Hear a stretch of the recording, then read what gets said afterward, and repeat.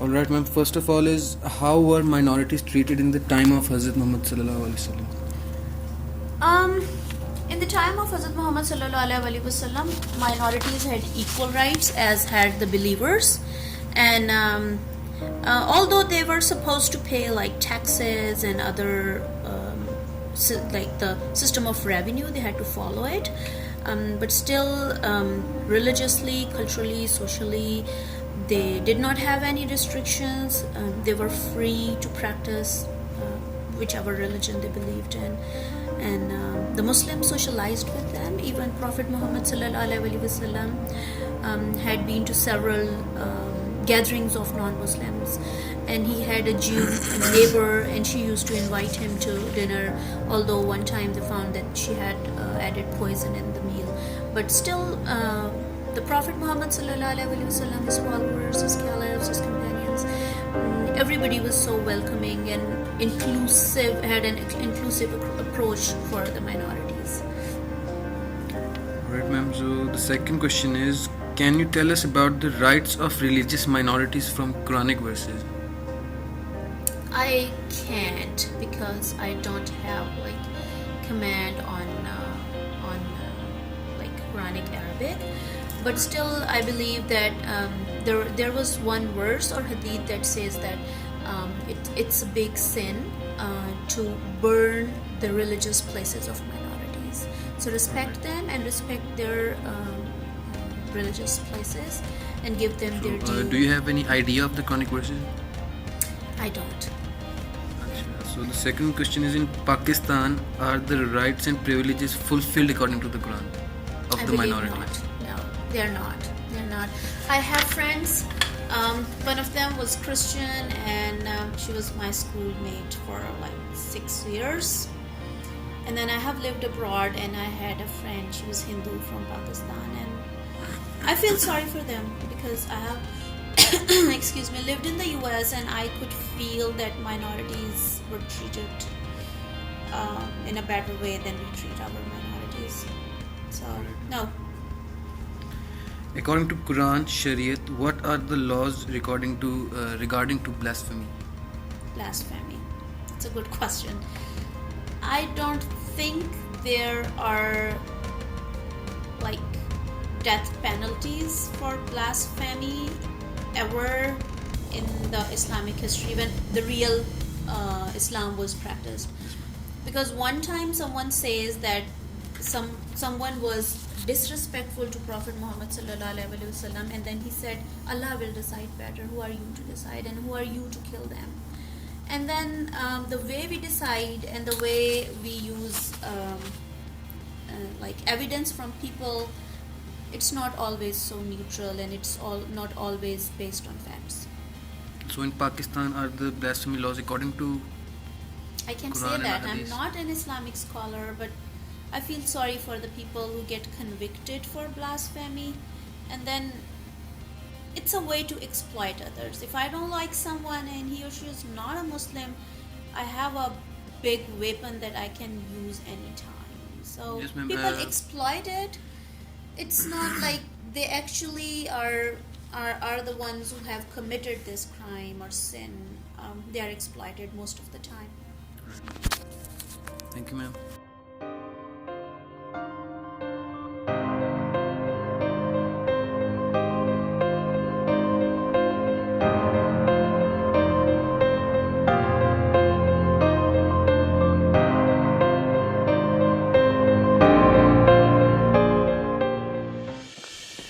Well, I think things went wrong at the very beginning, if you want to know the truth.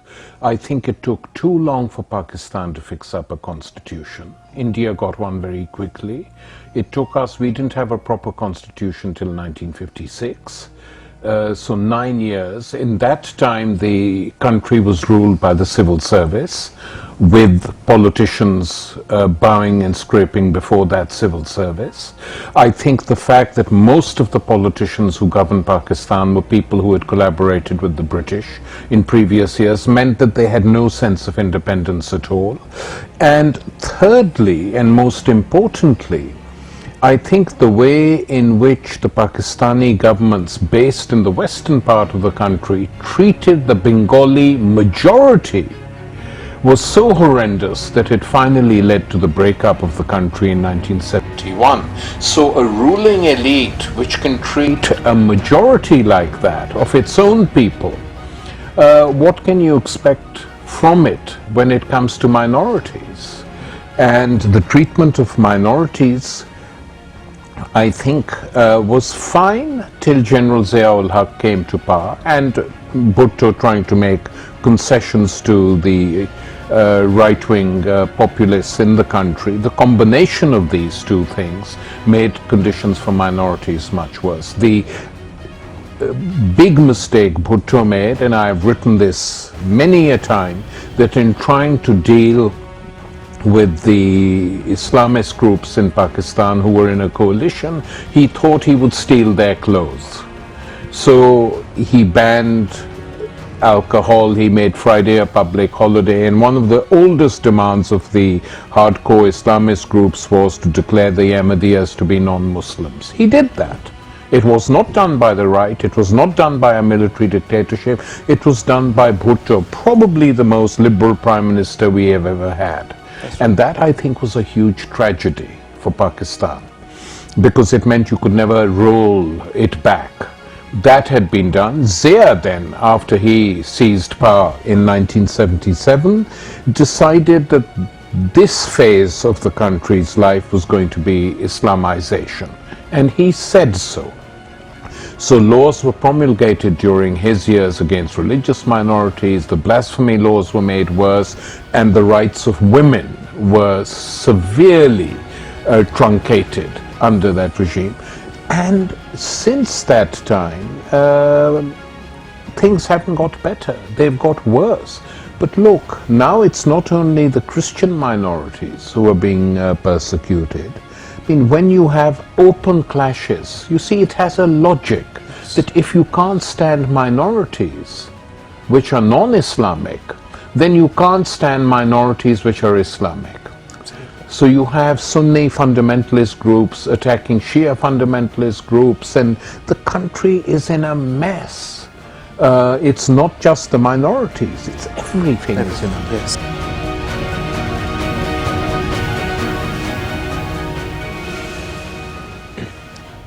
Quaid-e-Azam Muhammad Ali Jinnah's Pakistan finished on 1971. His dream was of uniting all the Muslim majority areas of the Indian subcontinent into a state and a smaller version of India. That is what he dreamed. But that was already slightly utopian, because if you're dividing the country on the basis of religion, then it's foolish to expect that a country modeled on that basis is going to keep Hindus and Sikhs there. Absolutely. But Jinnah was taken aback. They didn't think it through. Yes. And the British gave it to them too quickly as a thank you present. But they hadn't thought it through, and Jinnah was very shaken by the partition riots, which led to the loss of at least 1 million, probably 2 million lives. Shaken to the core by that. Then, in 1971, Pakistan broke into two pieces, and that was the end of Jinnah's Pakistan. So now you had a possibility that in both parts of what was once Pakistan, you would have decent, liberal, social democratic style governments. That never happened either. So the country is in a mess. Though I am in sympathy with Jinnah's speech to the Constituent Assembly in 1947. Now we are all citizens of a state, and it doesn't matter whether you are Muslims or Hindus or Sikhs or Parsis. We are all equal. Well, that was never implemented. Absolutely. You know, and who knows what would have happened had he stayed alive, but that was never implemented. So we now have a situation which goes from bad to worse. That's Pakistan's tragedy. And you know, it's a young country that 75% of the people are under 25 years of age. What are these generations going to learn? What does their experience teach them? That this country is just for the rich. This country is just for the religious orthodox. It's not for them. Yes, And I feel very sad about it. absolutely.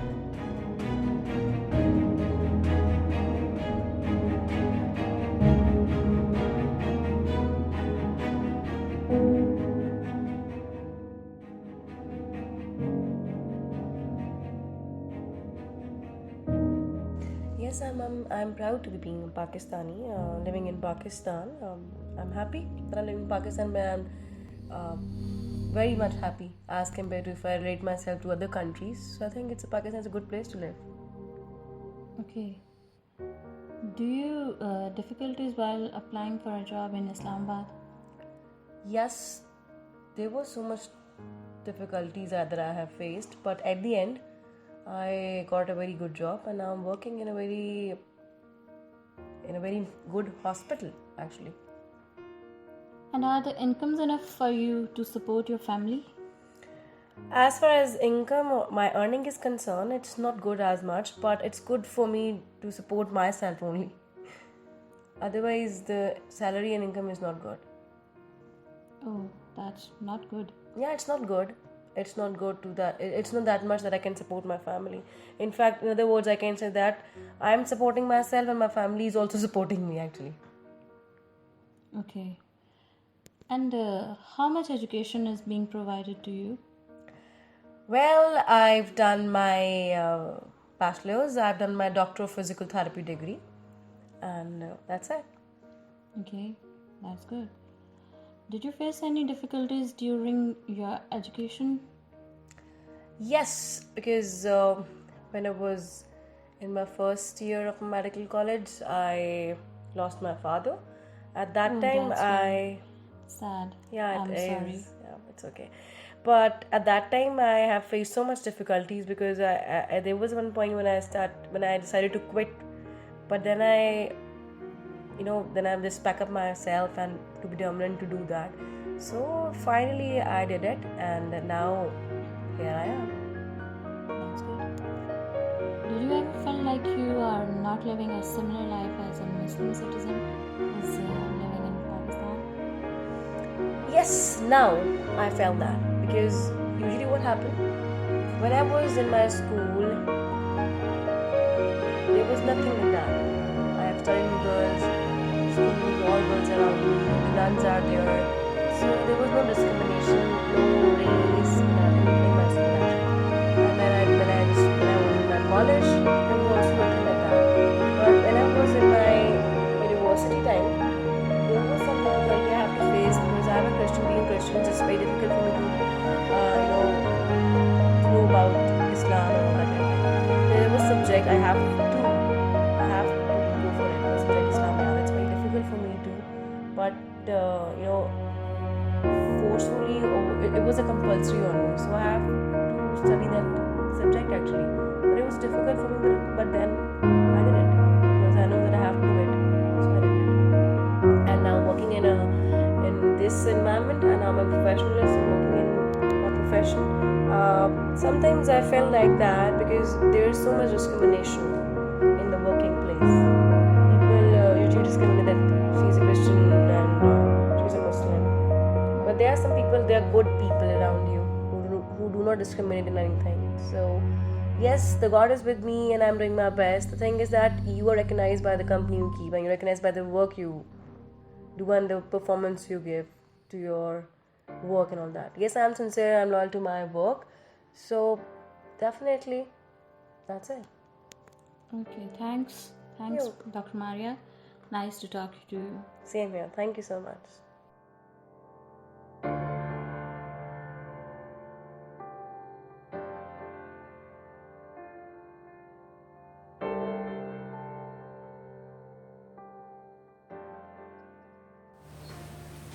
अच्छा sir John, सबसे पहले आपका सवाल है कि education में आपको कोई मसला था कि नहीं, पढ़ाई लिखाई वगैरह में? पढ़ाई में मसला था, अब्बू अकेले थे, इस वजह से हमें कुछ दूर भी चलेगा। मैं सेंट फ्रांसिस स्कूल में सेटल टाउन उधर पढ़ते थे, हम इधर आ गए सनम चौक खानापुर, इस वजह से दूर जाना पड़ता था। कुछ अब्बू की मजबूरियाँ थी कि मुझे छोड़ना पड़ा स्कूल। सही। बाकी गैर मुस्लिम होने की वजह से तो कोई प्रॉब्लम नहीं हुआ? नहीं नहीं, ऐसा कोई नहीं। सही। और नौकरी में आपको कोई प्रॉब्लम? नौकरी में भी कोई नहीं, किसी किसी कार्य कुछ भी नहीं है। कुछ भी नहीं? सही। और नौकरी में अप्लाई करने के लिए कोई, कि मुसलमानों को ज़्यादा चांस दे रहे हैं, गैर मुसलमानों को कम नहीं दे रहे नहीं, हैं? कुछ ऐसा नहीं है। मेरा चाचू है इधर, अच्छा। आए थे और उसी टाइम पे ही हो गया। सही। बाकी आपको लगता है कि मुसलमान और गैर मुसलमान पाकिस्तान में इक्वल है? बिल्कुल जी। हम रहते ही जिस मुस्लिम लोगों में हैं, हमारे 3 घर हैं सिर्फ सही। डिस्ट्रिक्ट, बाकी हम सारे उधर मुस्लिम लोगों में रह रहे हैं, बहुत अच्छे हैं। और कोई फ़र्क समझते हैं अपने आप को मुसलमानों से या किसी नहीं, और फर्क पाकिस्तानी तो से? नहीं है फर्क, बस इंसान की सोच में है और कुछ भी नहीं। ठीक। और क्या चाहते हैं पाकिस्तान में हो? जो हो रहा है वो सही हो रहा है या इससे बेहतर नहीं, कुछ हो? पाकिस्तान में जो हो रहा है वो तो गलत है, पर किस लिहाज से? कुछ यही दहशतगर्दी और ये सारा कुछ जो हो रहा है, अच्छा। ये तो गलत है। बाकी खुदा है जो। ठीक है। क्या आपको फ़ख्र है पाकिस्तानी होने पे? बिल्कुल जी, हम दिलो जान से प्यार करते हैं हमारे पाकिस्तान। बोलते पाकिस्तान पाकिस्तान जिंदाबाद।